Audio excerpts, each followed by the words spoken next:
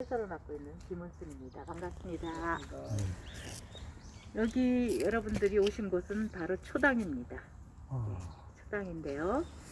그 초당의 유래를 말씀드리면은 이곳에 사시던 조선시대를 대표하는 조선 중기의 문학가 두 분이 계십니다. 한 분은 헌안설원님이시고요. 그리고 6년 아래 동생이 허균입니다. 허균 선생이신데 그 처음에 한시 부인과 그 아버님 허엽 선생이 결혼하셔가지고 아드님 두 분과 딸 두 분과 아들 한 명 같은데. 맞아요. 제가 갑자기 선생님 이거 긴장이 돼가지고. 네, 편하게 하세요. 네, 따님 두 분과 아드님 한 분을 낳고 그 한시 부인이 돌아가셨어요. 그래서 여기 사천의 애일당이라는 그 김광철 씨 참판댁 김씨 따님과 결혼하셔가지고 허봉이라는 오라버님, 헌안설원 그리고 허균 선생을 이제 낳게 된 거예요. 그래서 처가가 가까운 이곳에서 생활하시면서 이 마을이 아주 번성했다 그래요. 그래서 그 허엽 선생의 호가 초당인데 그 호를 따서 이 마을을 초당 마을로 부르게 됐습니다. 그런데 지금은 더 초당하면 생각나는 게 뭐가 있죠? 네, 두부로 이제 명성을 얻고 있는데요. 왜 그런가 하면은 바다가 가까우니까 두부 만들 때 바닷물로 간수를 써가지고 두부가 아주 야들야들하고 맛있습니다. 네, 그런데 여기 이 앞은 오문장 시비가 있어요. 양천 허씨, 그 허엽 선생의 가족들인데요. 5분의 문장가가 있다는 거는 한 집안에서 대단한 일이죠. 예.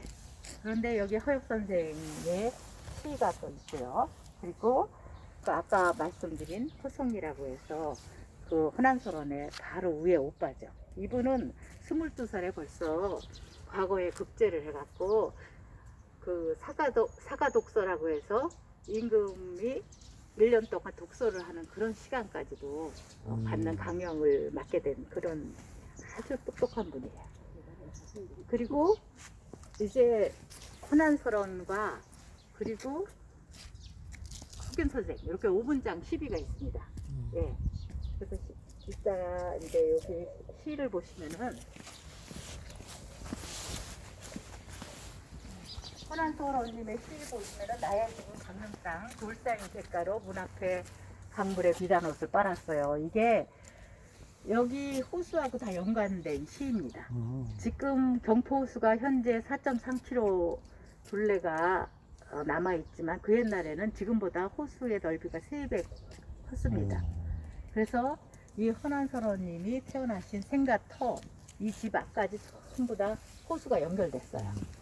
그렇다면은 얼마나 아름다웠겠어요.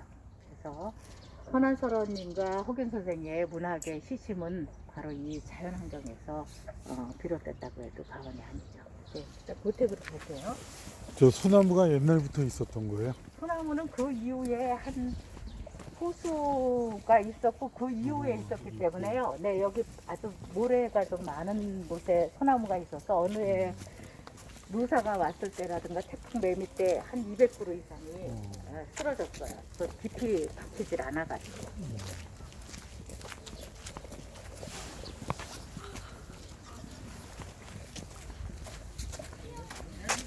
네, 안녕하세요. 여기 저 대나무인데 사진 찍고 이 동호수가 있는데 그러면 진영갈에다 맡기셔야 될 것 같은데요? 진영갈. 예, 혹시 저런 그 앞에 네. 여기 호수부터야. 사과를 좀 나누면 좀 보면은 사과라 그래서 그런가 봐.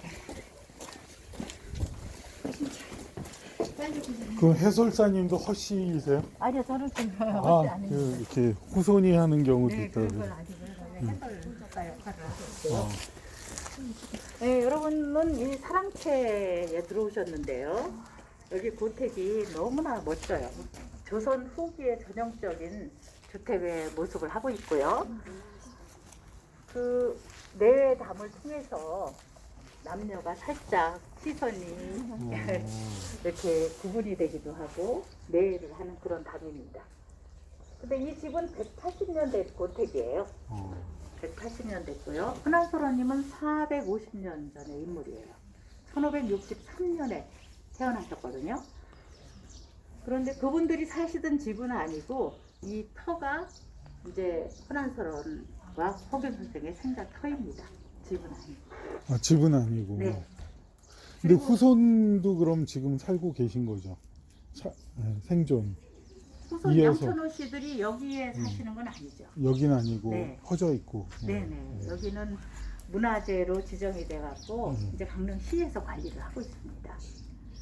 그리고 사랑채인데요. 여러분들은 소술대문으로 해서 사랑채 마당에 들어오셨고요. 그리고 이 집에서 가장 오래된 나무는 저 백일홍 나무예요. 백일홍 나무는 400년이 넘어서 예, 나무가 이 집에 대한 역사를 아주 잘 알고 있을 거예요. 네, 지금 이제 잎이 거의 조금씩 눈을 뜨고 있어요. 그리고 여기 마루에 좀 앉으셔도 됩니다. 앉아도 돼요? 오, 감사합니다. 그래서 여기서 태어나신 허균과 흔한솔원님은 어린 시절 아주 정말 다른 가정보다도 그 아버님 허엽 선생이 상당히 좀 딸한테도 관심을 많이 기울이고 그리고 학문도 할 수 있는 그런 기회도 주고 좋은 가정에서 태어나신 거죠. 조선 중기 때도 그렇고 조선시대 때 여자들한테 이름이 특별히 없었습니다. 그냥 시집가고 헐씨부인 뭐 이렇게 부르고 있었어요. 그런데 흔한솔원은 이름도 헌초이라고 아주 예쁜 이름을 또 집안에서 지어줬고요. 허 뭐야? 초희. 아 초이. 예, 초희. 네. 그리고 난설원은 본인의 호예요. 난설 현이죠? 난설헌 지펀자. 헌이에요. 오, 지펀자에서 헌. 지금까지 잘못 알았네. 그래서 헌이구나, 난설. 그 호는 양천 허씨에다 난초처럼 향기롭고 눈처럼 희다라는 뜻에서 난설원이라는 난설원. 그런 이제, 예, 호를 지었고요. 그리고 한 7, 8살쯤 돼서 한양으로 이제 이사를 가셨어요. 건천동. 아버지가 관직에 계시니까 이제 한양으로 가셨고요. 근데 그 동네에 건천동에 아주 양반집 33집이 살았는데 원균 선생, 서예 유송영 선생 그런 분들이 많이 사셨어요. 허균 선생은 어렸을 때부터 아주 책 읽기를 좋아하고요. 그리고 암기력이 아주 뛰어나다고 그래요. 그리고 흔한솔원은 시를 아주 좋아하고 그 허봉이라는 오라버님한테 학문을 많이 이제 배우게 됩니다. 그래서 동생이 시를 지어서 누이 이 시를 지은 걸 한번 봐달라고 하면은 다 좋은데 이 부분은 조금 이렇게 하면 좋지 않겠냐 이런 또 역할도 흔한솔원님이 많이 했습니다. 그리고 거기 그 동네에 가서 건천동에서 서예 유성명 선생을 또 만나게 되는데 허균 선생은 빨리 과거 공부를 준비해서 과거에 국제해야지 이런 마음이었는데 그 유성명 선생을 만나면서 문장에 아주 특별한 그런 관심을 갖게 됩니다. 그 과거 공부에만 있는 게 아니고 이런 진짜 좋은 문장이며 그런 문학 쪽으로도 많이 이제 기질이 이제 된 거죠. 그리고 흔한솔원님은 8살에 광안전 배곡루 상랑문이라는 하늘의 신선 세계에 누각을 지으면서 대들보를 올리는 그 과정을요. 그냥 흰 장문에 한시로 지었습니다. 흰 글을. 어떤 거냐면은 대들보를 올리는데 그 손녀들이 그냥 떡방아를 옥구슬로 찌고 그리고 손님이 초대돼서 오고 막 이런 거를 전부 다 그냥 긴 장문에 글로 써가지고 그때 장안에 여신동이 났다고 전부 다 아주 뜨르르 했습니다. 그리고 이제 집안의 가정교사를 들여가지고 손곡이달이라는 그 3당 시인이라고 아주 당나라 시를 잘 짓는 3분 중에 한 분한테 가정교사를 들여갖고 오늘도 시 공부를 또 하게 했습니다. 그래서 그 허균 선생이 그 시 공부를 하고 스승을 대할 때마다 스승은 서자기 때문에 과거에 응시를 할 수가 없어요. 그때 제도가 사회적으로 이제 그 서자들이라든가 그런 사람들은 불이익을 받았으니까요. 그래서 그냥 그 똑똑한 스승이 그런 불이익을 받고 저렇게 방황하는 걸 보면서 많은 울분도 마음속에 키워졌어요. 유성룡이 서자였어요? 아니요, 음. 선곡 이달 선생님. 선곡 이달. 이달, 그분. 네, 유성룡 선생님. 아니죠. 유성룡 살았다는 거고요. 예. 예. 그래가지고 선곡이. 두 온의를 가정교사로 시공부를 시키기도 하고 그랬었죠.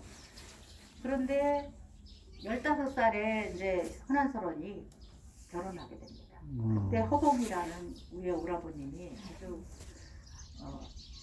서당에 교분 있는 안동 김씨가의 김성립이라는 신랑을 또 알게 해줘갖고 결혼을 하게 됩니다. 그때부터 헌한설원이 인생이 역전이 되죠. 그 안동김 씨가 그 되게 괴롭혔죠. 네, 그래가지고 결혼을 했는데 그 시어머니 송씨도 그 아주 그냥 시집살이를 많이 시키기도 했지만은 그때 그냥 여자들은 삼정지도라는 그런 굴레를 씌워서 결혼하면은 그냥 그 집 귀신이 돼야 되고 그냥 그런 여러 가지 여자들한테 힘든 그런 거를 요구를 했었죠. 그리고 헌한설원은 이미 장안에 똑똑하다고 소문이 다 났는데 시어머니는 그냥 시집와갖고 붓도 들지 말아라. 예, 그냥 글 쓰는 것도 하지 말아라. 그렇게 이제 요구를 했습니다. 그런데 신랑 김성립은 헌한설원이 정말 예쁘고 아름답고 그래서 너무 사랑스럽잖아요. 그런데 대화를 하다 보면은 왠지 본인이 좀 딸린다는 걸 느끼는 거죠. 또 화가 나니까 그냥 막 박차고 밖에 나가서 노류장화라고 해서 기생집 앞에 버드나무 아래서 그냥 논다는 그런 뜻을 가지고 그냥 놀기도 하고요. 그리고 헌한설원이 좀 힘이 들었어요. 시어머님하고의 관계가 어려울 때 남편이 위로를 해줘야 되는데 남편이 위로를 안 해주고 그렇게 하니까 그것도 힘들었고요. 그런데다가 설상가상으로 아기를 두 남매를 낳는데 키워보지 못한 채로 잃게 됩니다. 돌림병으로. 그러니까 얼마나 힘들겠어요. 그래서 그냥 그 피폐해진 마음으로 그냥 붓을 잡고 그냥 시작에 몰두를 하는 거예요. 시어머니 눈밖에 나니까 덜땅먹으래서 그냥 시집 올 때 데려온 여종을 데리고 같이 머리에 하관을 쓰고 향풀을 피워놓고 그냥 시작에 몰두하는 거죠. 그런데다가 세 번째 아기를 가졌는데 과연 이 아기를 잘 낳아서 키울 수 있을까 했는데 결국은 낳아보지 못한 채로 27살에 요절을 하게 될 거예요. 동생 허균 선생한테 유언을 해요. 나같이 이렇게 또 불행한 여인이 태어나지 않게 천수 이상 써놓은 시를 다 불태우라 그래요. 근데 허균 선생이 일부 살려놨죠. 예, 태우고 일부 213수를 잘 간직을 하고 있어요. 근데 허균 선생도 그냥 그 삶이 파란만장합니다. 직언을 잘하니까 이 나라의 주인은 백성만이 주인이다. 그러면 조선왕조 사회에서 정말 그거는 해서는 안 되는 그런 말을 해서 파직당하고 또 삼척 부사로 있을 때 불닭을 차려놓고 예불 하다가 또 파직됐고요. 사찰에 6번 파직을 당하고 3번이나 귀양을 갑니다. 그리고 하늘이 낸 인재라면은 서자 그런 거에 관계없이 등용을 해야 된다. 그렇게 서슴없이 이제 얘기를 했고 천주교라든가 뭐 그런 불교 그냥 거리낌 없이 막 교본을 하는 거예요. 그리고 허균 선생이 아주 명문가 집안에서 자라면서 두루두루 중요한 요직에 나가서 전국을 다닐 때도 좋은 음식을 참 많이 드셨어요. 그럴 때 어느 해 귀향을 가서 쌀기가 하나도 없이 배를 움츠리면서 아주 배가 고프니까 그 지역마다 맛있는 음식을 떠올리면서 레시피 같은 그런 도문대작이라는 책을 냅니다. 강릉 지역에는 단풍잎을 뜯어서 죽을 쏘는데 그렇게 맛있고 전라도 지역에는 뭐가 또 맛있더라 이런 거를 다 요리책을 이제 만드신 거죠. 책 이름 다시 한번 부탁. 도문대작. 도문대작. 예, 도문대작은 어떤 뜻이냐면은 도문대작.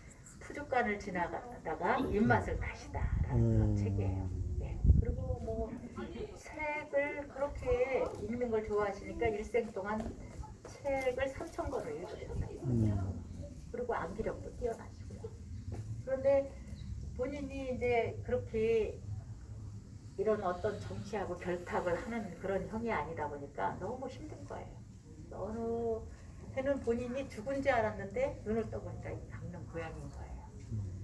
허균 선생은 늘 나는 강릉 고향 초당에 가서 이 호수에다 낚싯대를 들이우면서 고기를 잡으면서 그냥 살고 싶은 게 자유인 그런 희망을 가졌었는데 눈을 떠보니까 여기인데 본인이 죽지 않은 게 신기한 거예요.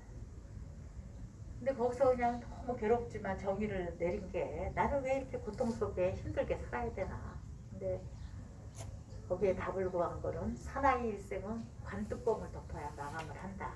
그런 정의를 내리고 끊임없이 개혁을 향해 항해를 하시는 거죠.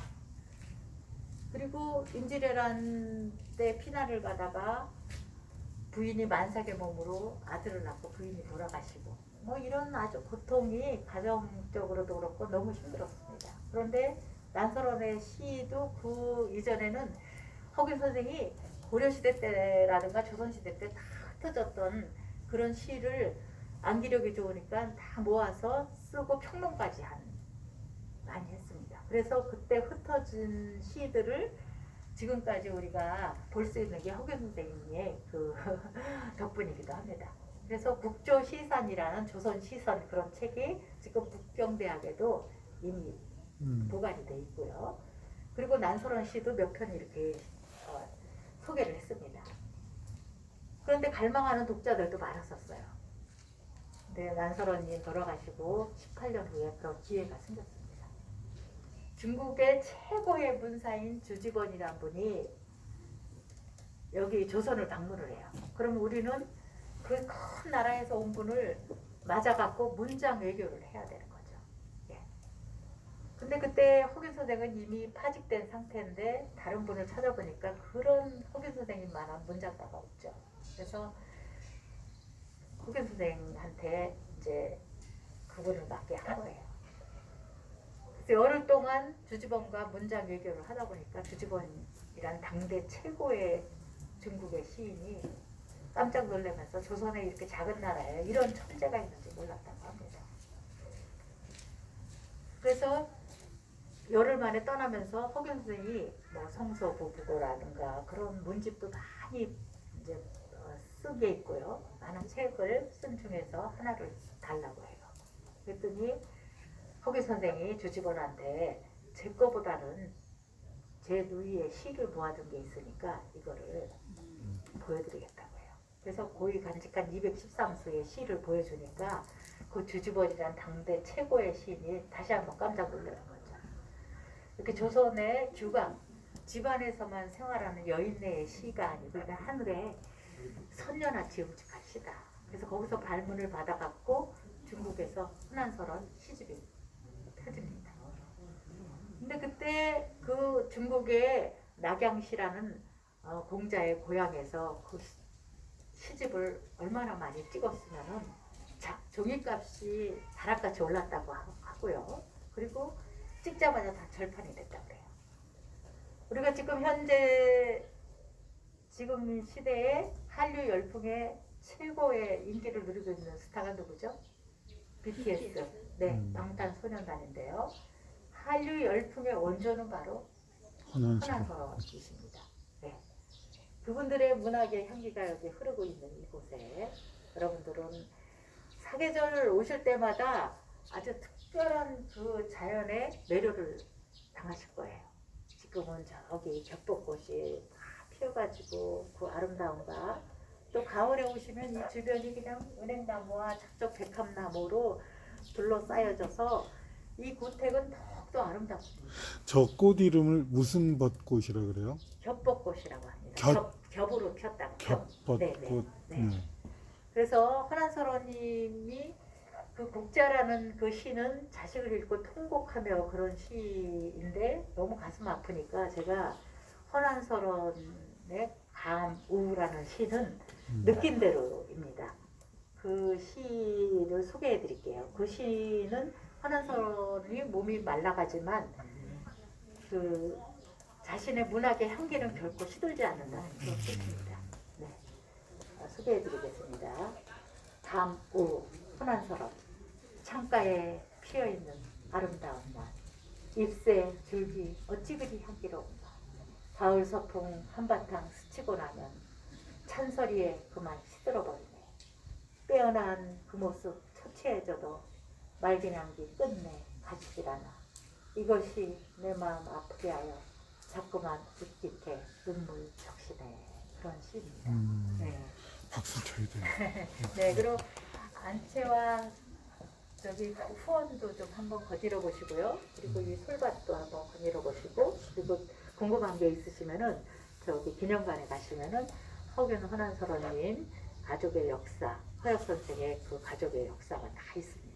여기 그래도 무료로 해주시는 이유가 어떤 거예요? 무료로 해설을 아니 말씀하신 거예요? 예, 그런 것도 있지만 여기 공원을 무료 네, 여기 강릉시에서 이곳은 참 중요한 곳이에요. 네. 그래서 우선 입장료를 받지 않고 무료로 지금 개방을 그렇구나. 하고 있으니까.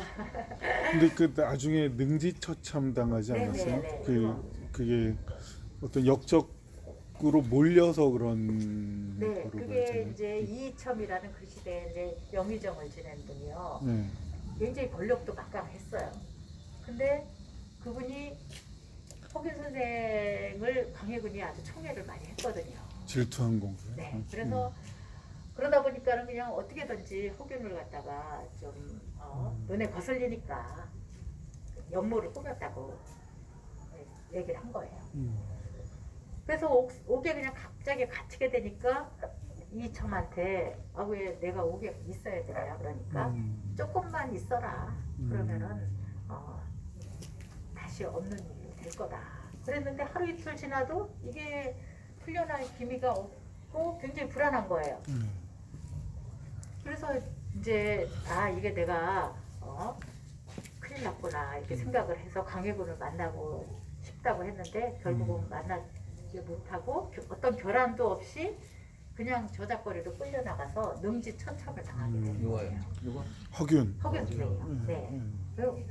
굉장히 끔찍한 거죠. 끔찍한 건데. 능지처참이란 거는 뭐 정말 묘가 있어요 지금. 묘가 허균 선생 누님의 묘는 이제 경기도 초월리에 있고요. 네. 그리고 연모당하면 3대가 예, 맞아요. 삼족을 멸해요. 삼족을 멸해서 허균 선생의 양천호 씨 가문은 아주 그냥 삼족을 멸해서 어디론가 다 그냥 숨어서 흩어졌다든가 다 죽임을 당하고 막 그렇게 했었죠. 근데 아들이 괜이라는 아들이 있었는데 그 아들은 그냥 어디로 멀리 이제 숨겨져서. 숨어서 살았다는 그런 얘기는 있습니다. 그래서 그럼 그 선생님의 작품은 언제 이렇게 다시 빛을 발하게 돼요? 그거는 이제 돌아가시고 그 홍길동전 같은 그리고 돌아가시고 한 200년은 그 역적으로 몰렸기 때문에 복권이 안 된 채로 그냥 조선왕조 사회가 끝났잖아요. 그래서 허균 선생을 거론하는 것조차가 되게 꺼리게 생각했어요. 근데 100년 전이라든가 그때부터 한 200년 가까이 되면서 그런 개혁적인 사상 그런 게 우리한테 너무 귀하잖아요. 그래서 그때부터 허균 선생이 점점 부각을 받고 있었고 그리고 홍길동이란 책은 아주 국민이 다 읽을 정도로 최고의 베스트셀러였었잖아요. 네. 그래서 그렇게 이제 허난사람은 어떻게 죽은지 허난설원님은 조금 아까 얘기했듯이 그냥 어떤 스트레스가 한이 된 것 같아요. 그 고통. 시어머니랑 남편이 괴롭혀서 병 네네. 병을 얻은 거고 그것보다는 더 이제 힘든 건 자식을 도로 잃었다는 거. 자식을. 예, 그게 더 고통스럽게 허난설원을 만들었고, 세 번. 여기 지금 이 터는 그분이 태어나시고 나서 이제 계속 바뀐 거죠 사는 사람들. 예, 잘하신 터고 이 집만은 이제 180년대 고택이기 때문에 그분들이 사시던 집이 아니에요. 예, 터만이고요. 다시 지어져서 그렇죠. 사람들이 사는. 예, 어떤 정씨라는 부자가 이 집을 지어갖고 계속 6대를 살다가 정시요? 예, 예. 정시. 그러다가 이제 강릉시에서 이제 관리를 하고 있고 문화재로 지금 태어났기 때문에. 네, 그렇죠. 그래서 효당이 이 부근에서 그분들이 태어나신 곳이다. 이렇게 그럼 그 보시면 돼요. 흔적은 찾아볼 수는 없겠네요. 눈에 보이는 흔적. 그렇죠. 여기 호서장서각이라는 네. 사립도서관을 저기 허균 선생님이 최초에 지었어요. 아, 예.